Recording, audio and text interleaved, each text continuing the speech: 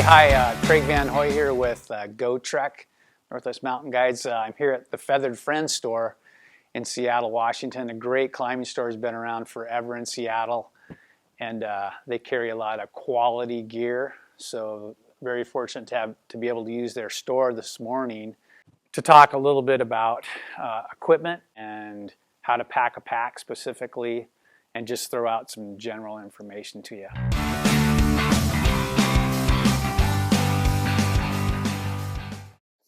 We're going to talk about specifically now how to pack a pack. My cheap insurance here when I'm packing a pack is a plastic garbage bag. But I'm going to go ahead and just push this plastic bag in its entirety right into the whole pack. So I've lined the backpack now with a plastic garbage bag.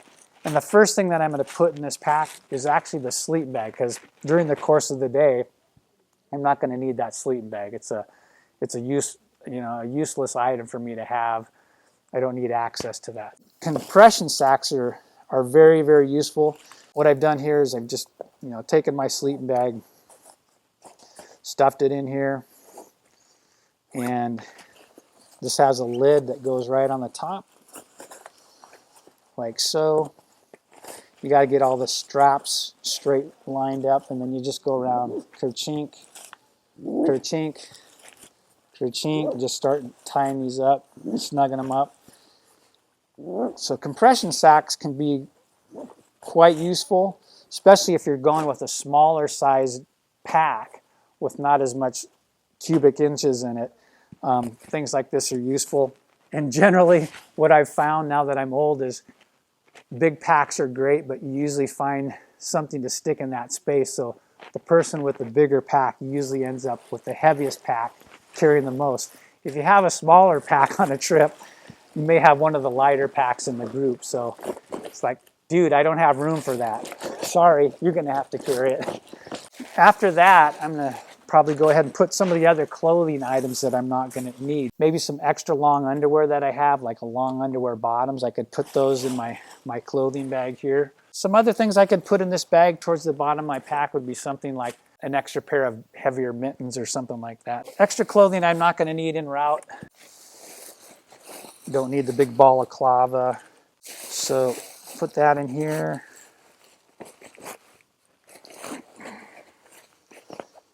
Go ahead and close the sack. That can go inside the pack.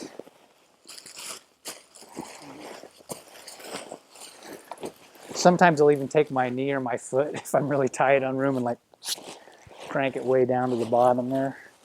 Down parka, that could also go in a compression sack as well. I'm going to put that towards the bottom. That's not something I'm going to need in the course of the day, so that can go well within my pack. Climbing harness. Sometimes I'll fold the bag if I'm to point. Stuff like this doesn't need to be dry inside a plastic bag. Not really. So I'll fold the plastic bag down inside the pack, maybe seal it off. The items that we're more likely to use during the course of the day, things like a rain jacket, our rain pants, we're going to pack those things right towards the top of the pack where we don't have to unload our entire pack on the side of a mountain in the rain and wind to be able to access that. So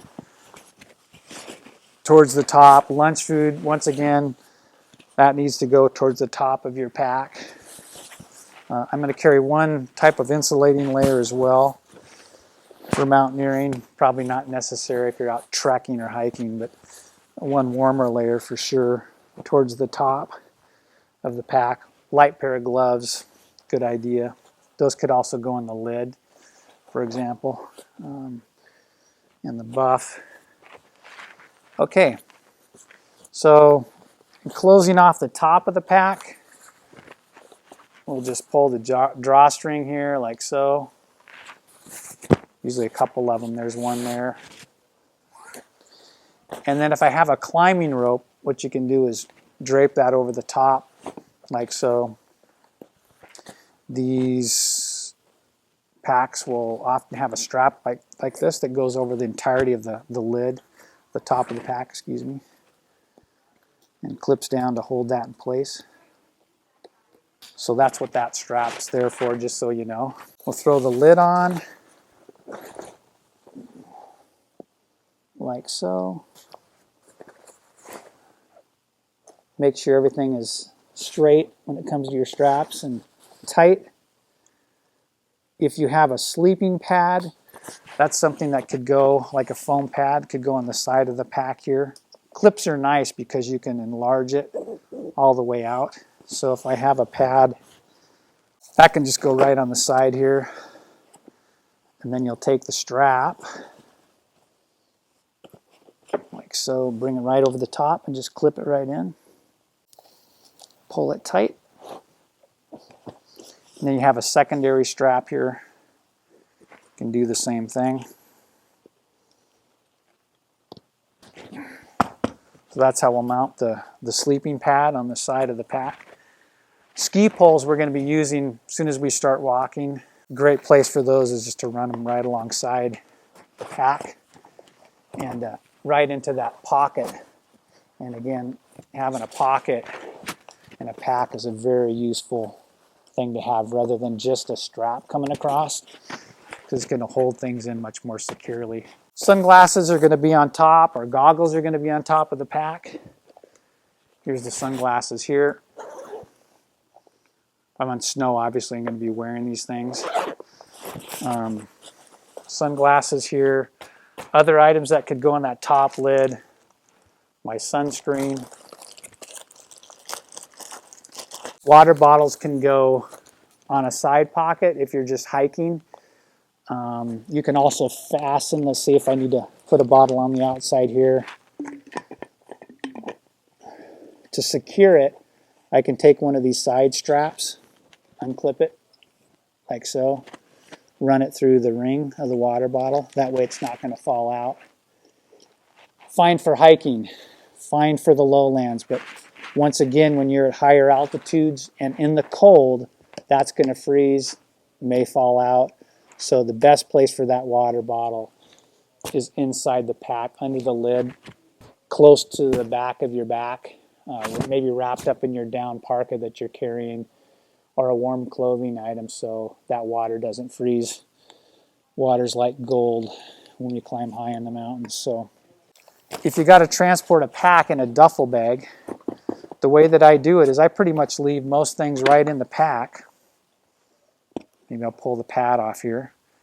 But I'll leave the pack packed pretty much as is, maybe with the exception of something like the foam pad. Maybe take the climbing rope off.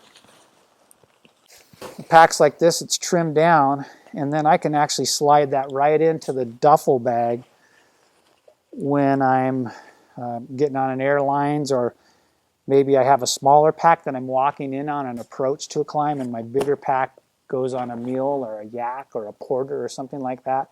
And so I'll just take the larger duffel bag and open it up and put the pack right in. So it'll slip right in there. And I can stick my boots, the ski poles, everything else right inside that large duffel. So mountaineering duffel, you want to make sure you get a strong one with good zippers, and get the large size. Don't go with the medium, go with the large, extra large duffel. That's going to hold all the components that you need when you travel internationally. Hey, thanks a lot. I appreciate you listening in, and all the best in your travels, and look well to each step.